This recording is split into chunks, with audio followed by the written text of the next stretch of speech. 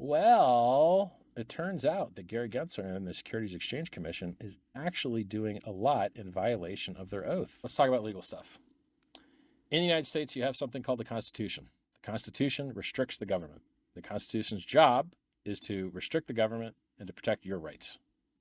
You have something called the Bill of Rights, which were amendments to the Constitution to really super give you a good deal and restrict what the government could do, because governments have such a history of screwing people over and over again throughout history. And these are very important things to know. And these things are so important to know that federal officers, such as Gary Gensler, the chairman of the SEC, you can go on the internet and you can search Gary Gensler's confirmation hearing, and you're going to see him swear an oath to the Constitution of the United States of America to defend it against enemies, both foreign and domestic. Now, you might ask yourself, what is a domestic enemy? What is a domestic enemy of the Constitution? So the Constitution has something called the First Amendment. The First Amendment is freedom of speech, freedom of the press. Government shall make no law against free talking and all that stuff, right? Well, it turns out that Gary Gensler and the Securities Exchange Commission is actually doing a lot in violation of their oath. It turns out that they're violating a lot of what the Constitution is supposed to be protected from.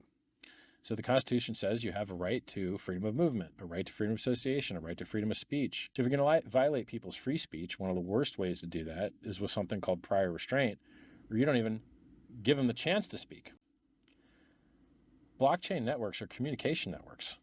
They carry speech. The first Bitcoin block carried a copy of a newspaper article.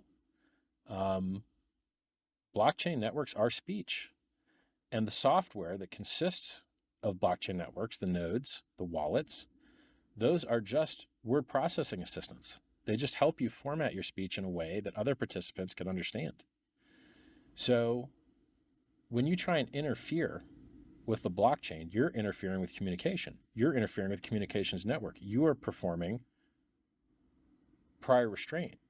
Your interference in these things is creating a chilling effect. You are interfering with people's association. You are interfering with people's right to contract with each other. You're interfering with specific contracts. You are doing multiple things in violation of your oath to protect the Constitution.